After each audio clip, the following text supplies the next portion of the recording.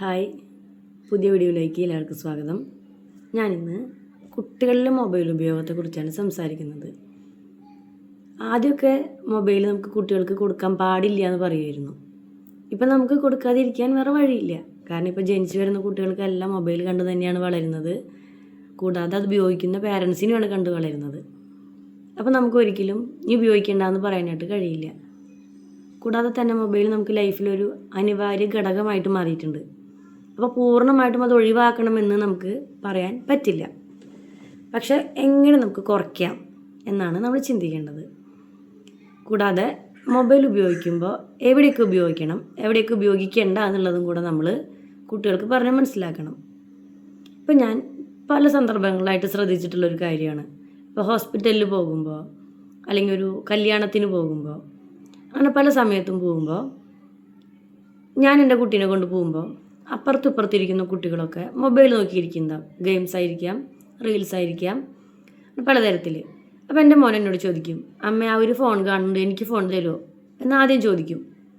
ഞാൻ പറയും തരില്ല, മോൻ വീട്ടിൽ പോയിട്ട് കണ്ടോ, ഒരു പൊതുസ്ഥലമാണ്. ഇപ്പോൾ ഹോസ്പിറ്റലിൽ നിന്നൊക്കെ പറയുമ്പോൾ നമ്മൾ സൈലൻസ് കീപ്പ് ചെയ്യണം. ആ സമയത്ത് സൗണ്ട് വെച്ച് റീൽസൊക്കെ കണ്ടിരുന്ന് കഴിഞ്ഞാൽ എന്തായിരിക്കും അവസ്ഥ? അപ്പോൾ നമ്മൾ ഹോസ്പിറ്റലിൽ കീപ്പ് ചെയ്യേണ്ട ഒരു മര്യാദ എങ്ങനെയാണെന്നുള്ളത് നമ്മൾ പറഞ്ഞ് മനസ്സിലാക്കണം. മൊബൈലോ ടാബോ അങ്ങനെയുള്ളതൊക്കെ വീട്ടിൽ പോയി കാണുക. ഹോസ്പിറ്റലിൽ നമ്മൾ ക്ഷമയോടെ ഇരിക്കണം. അപ്പോൾ ഒരു കുട്ടിക്ക് പുറത്തിറങ്ങിക്കഴിഞ്ഞാൽ ഇതുപോലെ മൊബൈൽ കൊടുക്കുന്നു. അപ്പോൾ ആ കുട്ടി പിന്നീട് എപ്പോൾ പുറത്തിറങ്ങുമ്പോഴും ചോദിക്കുക മൊബൈലായിരിക്കും. ആ കുട്ടിക്ക് ക്ഷമ എന്ന് പറഞ്ഞൊരു സാധനം ഉണ്ടാവില്ല. കാരണം എന്താ വെച്ച് കഴിഞ്ഞാൽ പുറത്തിറങ്ങിയപ്പോൾ മൊബൈലാണ് കൊടുക്കുന്നത്. ഇപ്പോൾ ഒരു ടോക്കൺ 52 കിട്ടി, 10 ആയിട്ടുള്ളൂ. അപ്പോൾ ഈ 52 വരെ കുട്ടി വെയിറ്റ് ചെയ്യണമെങ്കിൽ മൊബൈൽ വേണമെന്ന് വെച്ച് കഴിഞ്ഞാൽ അത് നമ്മൾ ആ ഹാബിറ്റ് ഉണ്ടാക്കിയെടുക്കുക ചെയ്യുന്നത്. നമ്മളെന്ത് ചെയ്യണം? ആ സമയത്ത് കുട്ടിയോട് പറയുക, നമ്മുടെ നമ്പർ വരെ വെയിറ്റ് ചെയ്യുക, അതുവരെ ചുറ്റുമുള്ള കാഴ്ചകളൊന്ന് കാണുക. എന്തോരം ആളുകളുണ്ട്, പലതരത്തിലുള്ള മനുഷ്യന്മാരുണ്ട്, അതല്ല പല പല കാഴ്ചകളുണ്ട്. അല്ലെങ്കിൽ ക്ഷമയോടെ മിണ്ടാതെ ഇരിക്കുക, സൈലൻസ് കീപ്പ് ചെയ്യുക. അതാണ് ഹോസ്പിറ്റലിൽ കാണിക്കേണ്ട ഒരു മര്യാദ എന്നുള്ളത് നമ്മൾ പറഞ്ഞ് മനസ്സിലാക്കണം നമ്മുടെ കുട്ടിയെ. അതേപോലെ ഞാനിപ്പോൾ പലപ്പോഴായിട്ട് കാണുന്നൊരു കാര്യമാണ്, കുട്ടി ഭയങ്കര കുറുമ്പാ, കുട്ടീനെ കൊണ്ടുപോകാൻ പറ്റില്ല. അതുകൊണ്ട് ഞാനും ഭർത്താവും മാത്രം പോകുന്നു, അല്ലെങ്കിൽ ഭാര്യയും ഭർത്താവും മാത്രമായിട്ട് പോയി. അതൊരു കല്യാണം ആയിക്കോട്ടെ, എന്തെങ്കിലും കാര്യം ആയിക്കോട്ടെ. അത് കുട്ടികൾ ഒഴിവാക്കേണ്ട സാഹചര്യങ്ങളുണ്ട്, അത്തരത്തിലല്ല ഞാൻ പറയുന്നത്. അല്ലാതെ കുട്ടികളെ കൊണ്ടുപോകേണ്ട സാഹചര്യങ്ങളിൽ പോലും അവർ ഭയങ്കര കുറുമ്പാണ്, ഓടി നടക്കും എന്ന് പറഞ്ഞ് അവരെ മനഃപൂർവ്വം മാറ്റി നിർത്തുന്ന ഒരു പാരൻസ്. എല്ലാവരും ഞാൻ ഉൾപ്പെടുത്തുന്നില്ല കേട്ടോ, കുറച്ച് പേരെങ്കിലും അങ്ങനെയുണ്ട്. അങ്ങനെ ചെയ്യുമ്പോൾ എന്താ പറ്റുന്നത്? കുട്ടികൾക്ക് ഇങ്ങനെയുള്ള സ്ഥലങ്ങളിൽ എങ്ങനെ ബിഹേവ് ചെയ്യണം എന്നുള്ളത് ഒരു ഐഡിയ ഉണ്ടാവില്ല. ഒരു ഉദാഹരണം പറഞ്ഞാൽ, റോഡ് ക്രോസ് ചെയ്യുന്നൊരു കുട്ടി, ഇപ്പോൾ എല്ലാവരുടെ വീട്ടിലും 2 വീലറും 4 വീലറും ഒക്കെ ഉണ്ട്. ഒരു കുട്ടിക്ക് റോഡ് ക്രോസ് ചെയ്യാൻ സമയത്ത് നമ്മൾ സ്വാഭാവികമായിട്ടും വണ്ടി കണ്ടെങ്കിൽ ജസ്റ്റ് കൈ ഒന്ന് കാണിക്കും, അപ്പോൾ ആ വണ്ടി സ്റ്റോപ്പ് ചെയ്യും, നമ്മൾ റോഡ് ക്രോസ് ചെയ്യും. സിബ്ര ലൈൻ ഇല്ലാത്ത സമയത്ത് ഇതൊരു കുട്ടിക്ക് എങ്ങനെയാണ് മനസ്സിലാവുക? പുറത്തേക്ക് ഇറങ്ങി റോഡ് ക്രോസ് ചെയ്യണം. റോഡ് ക്രോസ് ചെയ്യാത്ത ഒരു കുട്ടിക്ക് ഇതെങ്ങനെ മനസ്സിലാവും? ഒരിക്കലും മനസ്സിലാവില്ല. അവർക്കത് എക്സ്പീരിയൻസ് ചെയ്യുക തന്നെ വേണം. ഇതേപോലെ തന്നെയാണ് മൊബൈലിൻ്റെ കാര്യം പറയുന്നത്. അതായത് പുറത്തിറങ്ങിയാൽ മൊബൈൽ പാടില്ല, നമ്മൾ സൈലൻസ് കീപ്പ് ചെയ്യണം എന്നുള്ള രീതിയിൽ നമ്മൾ നിർബന്ധമായിട്ടും അത് പറഞ്ഞ് പഠിപ്പിക്കുക തന്നെ വേണം. കൂടാതെ നമ്മളും പുറത്തിറങ്ങിയാൽ നേരം പോക്കിന് റീൽസ് കണ്ട് ഇരിക്കാൻ പാടില്ല.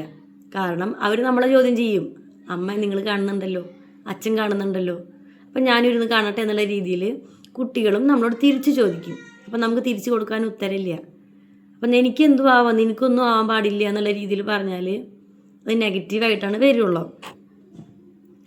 അതേപോലെ തന്നെയാണ് ഈ കുട്ടികൾ പൊതുസ്ഥലങ്ങളിൽ പോയാൽ ഭക്ഷണം കഴിക്കാനായിട്ട് അറിയുന്നില്ല എന്ന് പറയാറുണ്ട് പല പാരൻസും. കൊച്ചു കുട്ടികളുടെ കാര്യമായിട്ട്, ഒരു 3-4 വയസ്സുള്ള കുട്ടികളുടെ അതെങ്ങനെയാണ് അവർക്ക് അറിയുക? നമ്മൾ പുറത്തിറങ്ങിയാൽ ഇപ്പോൾ ബൊഫയാണ് മിക്ക കല്യാണങ്ങൾക്ക് ഉണ്ടാവുക, റിസപ്ഷനൊക്കെ.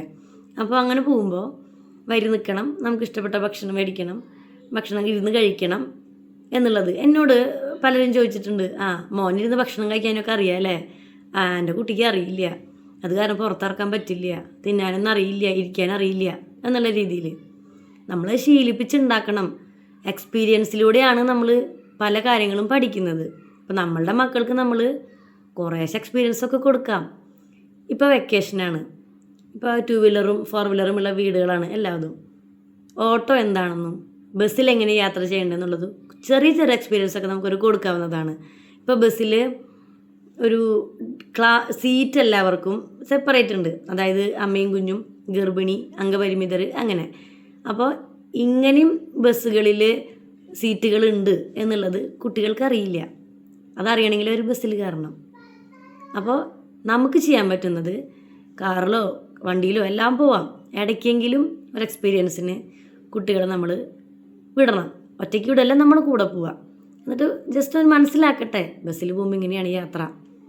അല്ലെങ്കിൽ ഒരു കടയിൽ പോകുമ്പോൾ കൂടെ കൂട്ടുക. അപ്പോൾ അവരെ കൊണ്ട് പൈസ കൊടുപ്പിക്കുക. അപ്പോൾ 100 രൂപയെങ്കിൽ 100 രൂപ അവരെ കൊണ്ട് കൊടുപ്പിക്കുക. അപ്പോൾ നമ്മൾ മേടിച്ച സാധനത്തിനൊരു 87 രൂപയായത്, ബാക്കി എത്ര കിട്ടും അവർ കണക്ക് കൂട്ടട്ടെ. ഇപ്പം എല്ലാം ഡിജിറ്റൽ പേയ്മെൻ്റ് ആണല്ലോ. അപ്പോൾ അവർ കണക്ക് കൂട്ടുമ്പോൾ അവർ ചിന്തിക്കും, ഇത്ര 100-ൽ നിന്ന് ഇത്ര പോയി ഇത്ര തിരിച്ച് കിട്ടില്ല അമ്മേ എന്നവർ ചോദിക്കും. അങ്ങനെ എക്സ്പീരിയൻസ് ചെയ്യട്ടെ. അതൊക്കെയാണ് നമ്മുടെ കുട്ടികൾക്ക് നമുക്ക് ഇപ്പം ചെയ്യാൻ പറ്റുന്ന കൊച്ചു കൊച്ചു കാര്യങ്ങൾ. അടുത്ത വീഡിയോ ആയിട്ട് ഞാൻ പിന്നെ വരാം. എല്ലാവർക്കും നന്ദി. ചാനൽ മറക്കാതെ സബ്സ്ക്രൈബ് ചെയ്യുക. ഇഷ്ടപ്പെട്ടാൽ ലൈക്ക് ചെയ്യുക, കമൻറ്റ് ചെയ്യുക.